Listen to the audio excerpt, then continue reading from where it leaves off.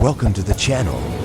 If epic sci-fi stories are your thing, you've just found your new home. Subscribe, like, and share the adventure. The last grain of Earth's soil slipped through Maya's fingers like sand through an hourglass, marking the end of humanity's birthright. She stood at the edge of the crystalline harvester, watching as the Kef machines consumed another acre of what had once been Iowa farmland. The alien contraptions hummed with a frequency that made her bones ache, their translucent surfaces pulsing with the stolen nutrients of a world that had fed humanity for millennia.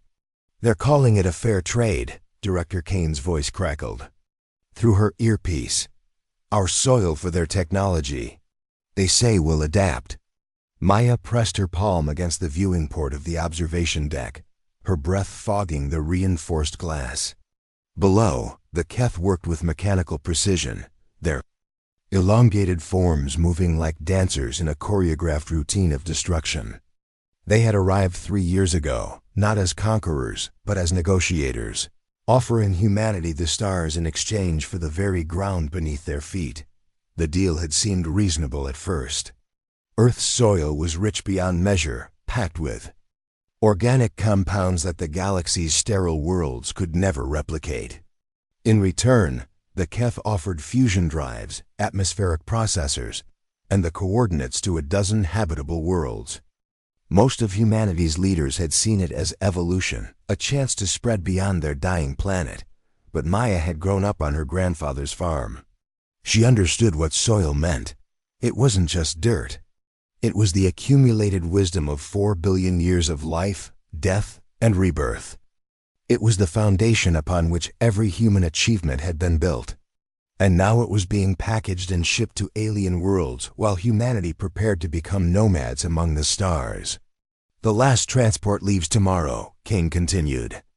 "The Council wants you on it, Maya. Your expertise will be valuable on New Terra." New Terra. The name felt like a mockery. How could anything be Terra without the soil that had made Earth what it was? Maya watched a Keth harvester pause over a patch of ground where her grandmother's roses had once bloomed. The machine's tendrils descended, and within moments, the Earth was gone, replaced by sterile synthetic substrate that could support life but had no soul. "I'm not leaving," she whispered. "Maya, there's nothing left to stay for. The atmosphere will be toxic within 6 months. The synthetic soil can't support the ecosystem. You'll die here." She closed her eyes and felt the vibration of the harvesters through the station's hull. Somewhere in the distance, she could hear the sound of another human settlement being dismantled, its residents loading onto transport ships bound for worlds they'd never seen. But there was something else, a rhythm in the harvester's hum that didn't quite match the others. Every great bond starts with a single moment of courage. HFY Chronicle Stories is just beginning, and your support matters. If you love emotional sci-fi tales, forbidden connections, and stories that stay with you, hit subscribe. It's free, and it helps us bring more stories from the stars to you. Maya opened her eyes and focused on the anomalous harvester. Its movements were different, more hesitant. As she watched, she realized that one of the Keth operators was doing something the others weren't. It was sampling the soil rather than simply consuming it. This one was studying what it was taking. "Director," Maya said, her voice steady despite the thundering of her heart, "I need you to delay that last transport." "Maya, what are you? I think I know why they really want our soil. And if I'm right, we're not the ones who should be leaving." The harvester below paused, its operator's elongated head turning toward the observation deck. For a moment, across the vast distance of species and understanding, Maya felt a connection, a shared recognition of something valuable being lost forever. She had always believed that humanity's greatest strength wasn't their technology or their weapons, but their ability to find hope in the darkest moments. Now watching the last of her world disappear into alien machines, Maya realized that sometimes hope required more than faith. Sometimes it required war. The anomalous Keth harvester had been operating for 17 hours straight, and Maya hadn't moved from her position at the observation deck. She'd mapped its pattern, timed its movements, and confirmed her suspicions. This wasn't standard extraction protocol. This operator was conducting research, and research meant questions. Questions meant doubt. "You've been watching that thing." "All night," Tom said, settling beside her with 2 cups of synthetic coffee. The maintenance chief had refused evacuation orders just like Maya. Though his reasons were more practical, someone had to keep the observation station running until the very end. "Look at the extraction depth," Maya pointed to the harvesters. "Probes. Standard protocol calls for surface collection to 3 meters. This one's going down to bedrock." Tom squinted at the readouts on her tablet. "So it's being thorough." "No, it's being curious." Maya pulled up comparative data from the other harvesters across the globe. Every other machine follows the same. Pattern, extract, process, store, move on. But this one keeps returning to spots it's already harvested. It's cross-referencing soil samples from different depths and locations. "What are you thinking?" Before Maya could answer, her communication panel chimed. An incoming transmission on a frequency that shouldn't exist, one that bypassed all human networks and connected directly to the station's auxiliary systems. "This is unexpected," a voice said in perfect English, though it carried an alien cadence. That made each word sound like it was being carefully chosen. "I was not aware that humans monitor our operations so closely." Maya's hands froze over the controls. Tom dropped his coffee, the synthetic liquid spreading across the deck in a dark stain. Neither of them moved to clean it up. "You're the operator," Maya said, her voice barely above a whisper. "The one conducting unauthorized research." Unauthorized is an interesting term. I prefer to think of it as thorough investigation. There was something in the alien's tone that Maya couldn't quite identify. Regret? Curiosity? "My name is Vex. I believe you have been watching my work." "Maya," she replied automatically. "And yes, I've been watching." "You're not following standard extraction protocols." "Standard protocols," Vex repeated, and now Maya was certain she heard sadness in the voice. "Yes, I am aware of what my people expect. But I cannot help but wonder what we are truly taking from your world." Tom found his voice. "You're taking everything. Our soil, our future, our home. Are we?" The question hung in the air like a challenge. Or are we taking something far more precious than we realize? Maya leaned forward, her scientific mind racing. "You've found something in the deep samples, haven't you? Something that doesn't exist in sterile soil. Your world is unique," Vex said carefully. "We have harvested from 17 different worlds, but your soil contains something we had not expected.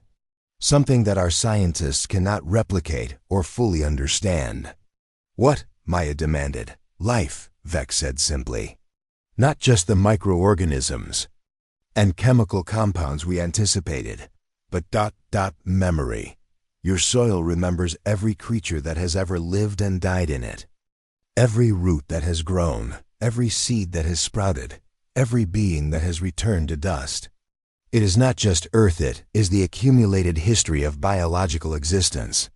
Maya felt her world shift. The Keth weren't just taking their soil.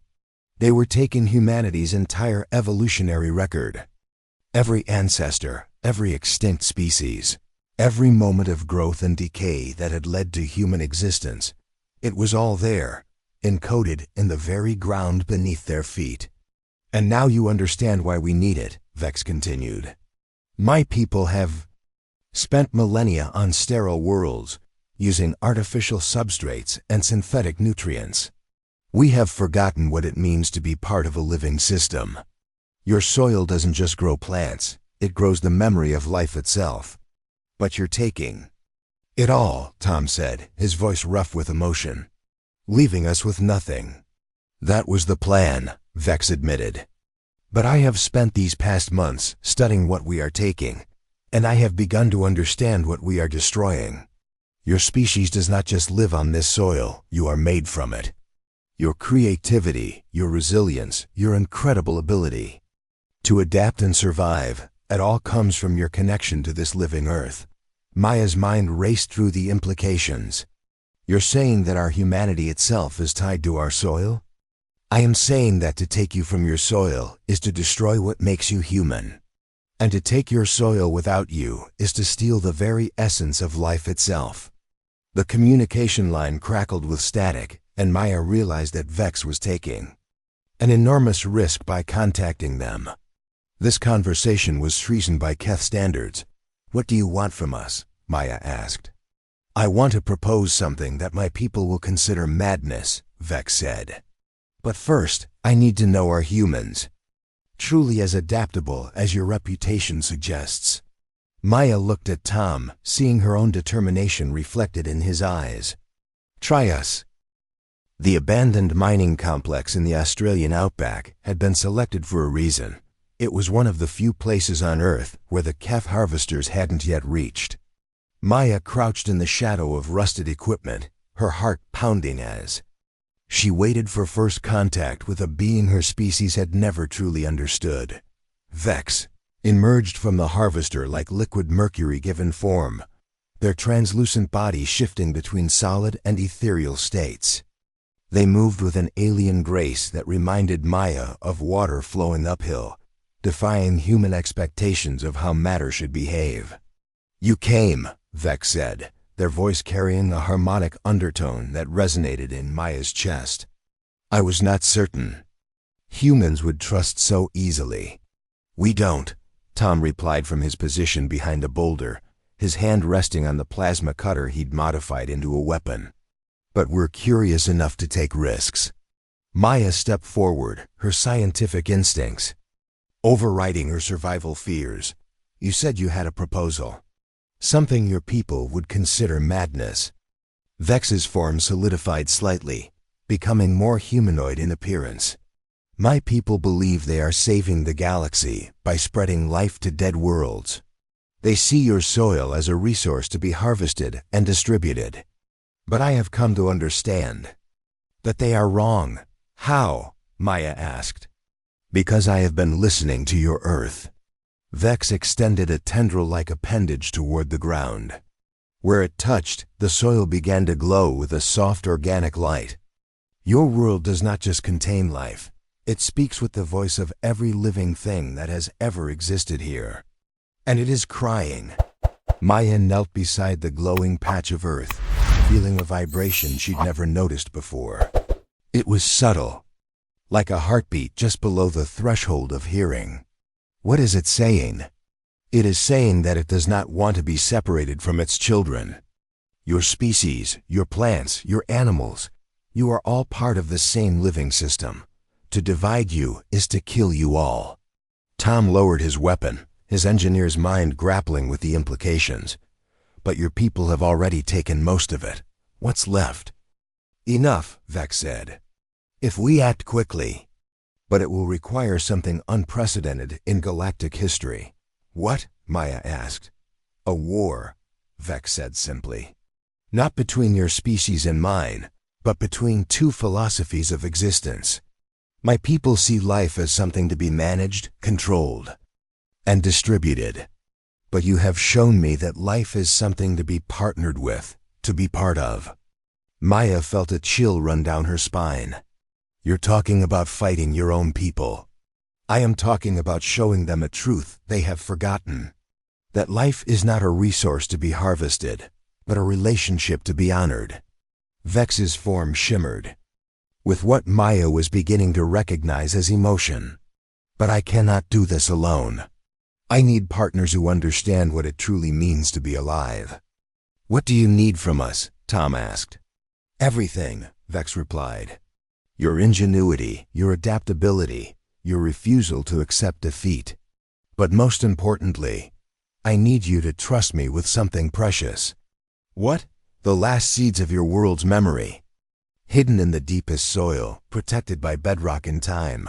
There are samples that contain the complete genetic and experiential history of your planet. If we can preserve them, we can restore what has been taken. Maya's breath caught. You're talking about fighting a galactic civilization with a handful of soil samples? I am talking about fighting a galactic civilization with the power of life itself. Vex's form blazed brighter. Your species has a saying that from tiny seeds, mighty trees grow. We will plant seeds that will grow into something your people and mine have never seen before. What's that? Tom asked. A future where life is not conquered, but celebrated. Where worlds are not harvested, but invited to join in the great conversation of existence. Vex extended their appendage toward Maya. But first, we must do something that both our species will consider impossible. Maya looked at the offered appendage, understanding that this moment would define not just her own fate, but the future of two civilizations. What do we have to do? We have to teach the galaxy how to dream, Vex said. And dreams, I have learned from studying your soil, are the one thing that no force in the universe can harvest. Maya reached out and touched Vex's appendage. The moment their skin made contact, she felt a rush of sensation, not just physical, but emotional and spiritual. She could feel the aliens' genuine desire for partnership, their deep regret for what their people had done, and their fierce determination to make things right. Then let's plant some seeds, Maya said in the distance. The sound of approaching harvesters filled the air. But for the first time since the Keth had arrived, Maya felt hope.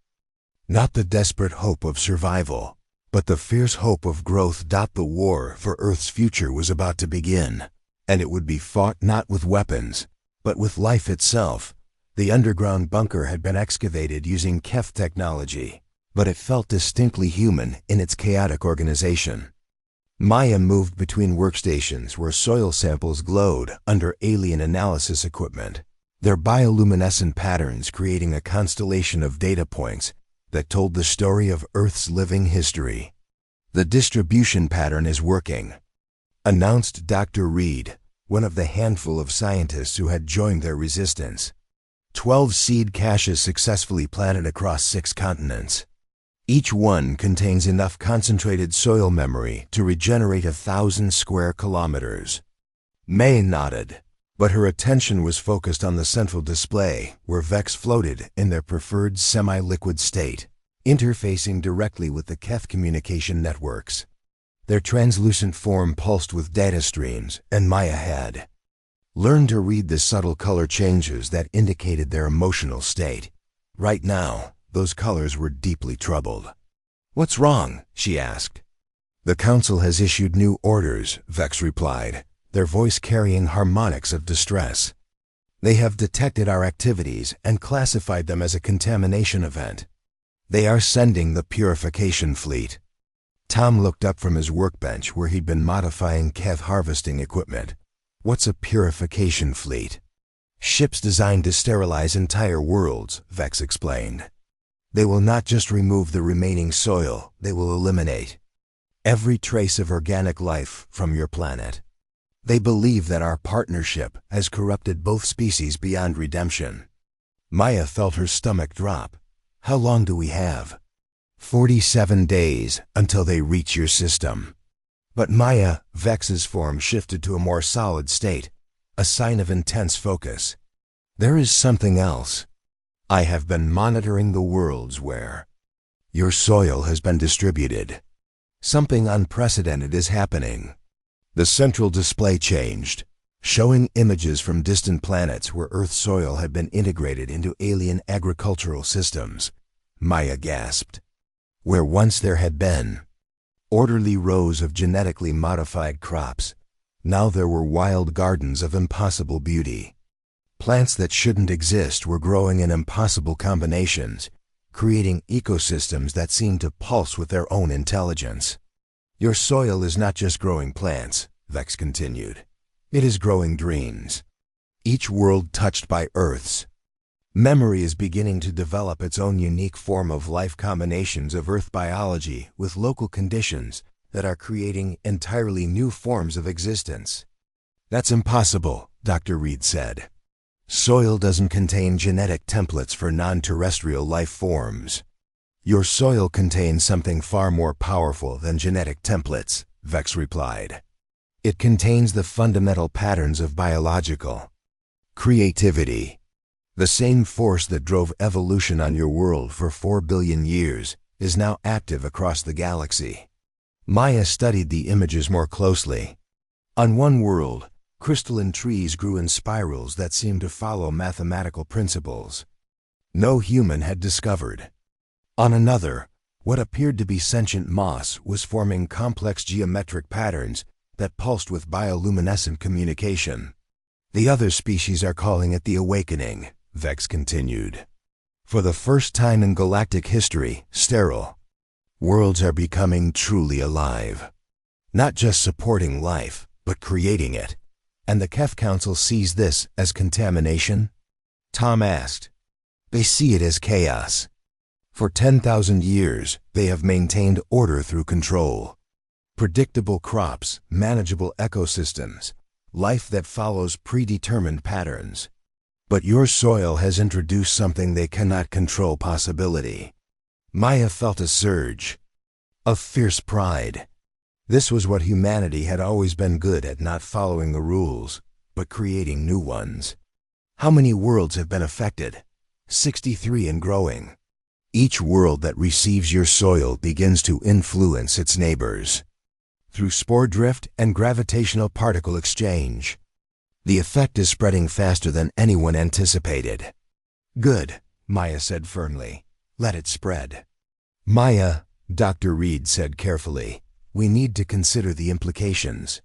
If we're changing the fundamental nature of life across the galaxy, we're not changing it, Maya interrupted. We're liberating it. Vex, show me the communication logs from these worlds. The display shifted again, this time showing translated communications from the affected planets. Maya's eyes widened as she read. The messages weren't reports of agricultural problems or biological disasters. They were songs, poems, expressions of joy and wonder from species that had never experienced true biological creativity. They're not complaining, she whispered. They're celebrating. Yes, Vex said, their form brightening. For the first time in recorded history, the galaxy is composing itself. Your soil has given every world the ability to write its own story of life. Tom set down his tools and walked to the display. And the Kef Council wants to stop this? They want to erase it, Vex confirmed. The purification fleet carries weapons that can sterilize entire star systems. They will destroy every world that has been contaminated by Earth's influence. Maya felt a cold fury building in her chest. The Kef had taken their soil, scattered their people, and now they wanted to destroy the most beautiful thing humanity had ever created, a galaxy learning to dream. Then we stop them, she said simply. Maya, we're talking about a fleet of ships the size of small moons, Dr. Reed protested. We have one underground bunker and a handful of soil samples. We have more than that, Maya replied, her voice gaining strength. We have something the Kef Council has forgotten the power of. What's that? Tom asked. Maya smiled, and for the first time in months, it was the expression of pure confidence. We have a galaxy full of worlds that just learned how to fight for their right to exist. She turned to Vex. Can you put me in communication with the affected worlds? Yes, but Maya, what are you planning? I'm planning to teach the galaxy something. Humans have always known, Maya said. Sometimes the best defense is a good offense. The war for Earth's soil was about to become something much larger, a war for the right of life itself to be wild, creative, and free. The communication chamber hummed with the frequency of 100 worlds, each one adding its voice to the growing chorus of galactic rebellion. Maya stood at the center of it all, her hands pressed against the biointerface that Vex had grown from a combination of human neural tissue and Kef communication technology. Through it, she could feel the pulse of every world that had been touched by Earth's soil. The purification fleet has entered the outer system, announced Dr. Reed from his monitoring station. 7 massive vessels, each one capable of sterilizing a planet in hours. Maya felt the fear ripple through the galactic network, but underneath, it was something stronger: determination. The worlds that had tasted true biological freedom were not willing to give it up without a fight. "Show me what we're working with," Maya said.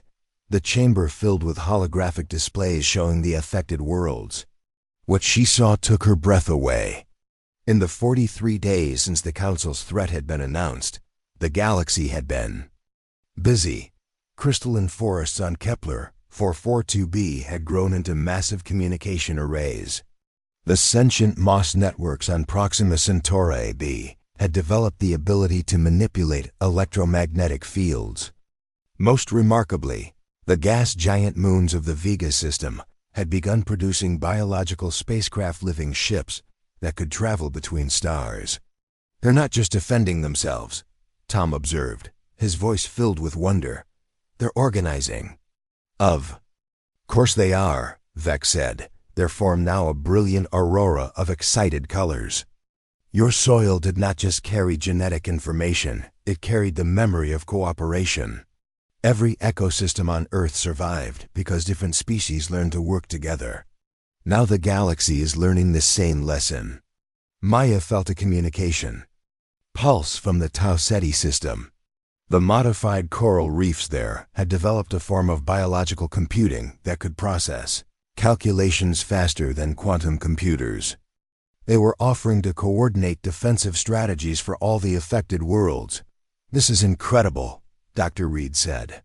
"In less than 50 days, we've accidentally created a galactic civilization." "Not accidentally," Maya corrected. "This is what life does when it's free to be creative. It finds ways to connect, to grow, to become more than the sum of its parts." The bio-interface pulsed with an urgent signal. Maya opened her awareness to it and felt the combined consciousness of 67 worlds focusing on a single message. The fleet is deploying sterilization fields. They're beginning with the outer worlds. Maya watched in horror as one of the distant planets, a small world that had developed singing crystals, went dark on the display. The purification fleet was working systematically, moving from planet to planet like a cosmic disease. "We have to do something," Tom said. "We are doing something," Maya replied, her voice steady despite the fear clawing at her chest. "We're giving them a choice." She opened her awareness fully to the galactic network, feeling the presence of billions of conscious beings across dozens of star systems. Through the bio-interface, she spoke to them all simultaneously. "My name is Maya, and I am human. My species gave you the gift of our soil, not knowing it would become the gift of your freedom.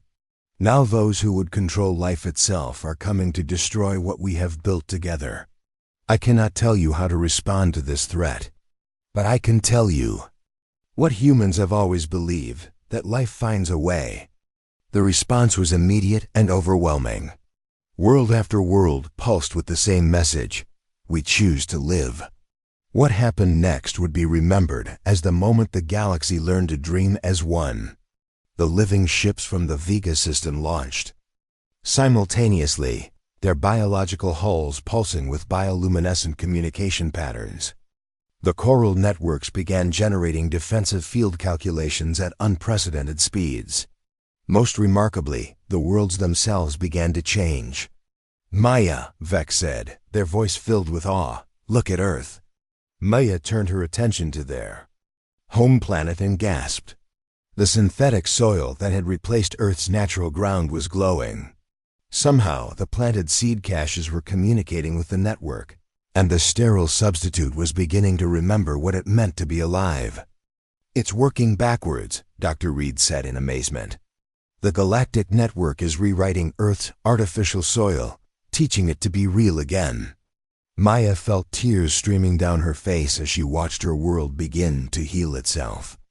Where the glow was strongest, she could see the first green shoots of new plant life, not the genetically modified crops the Keth had intended, but wild, creative growth that sang with the voice of a planet remembering its dreams.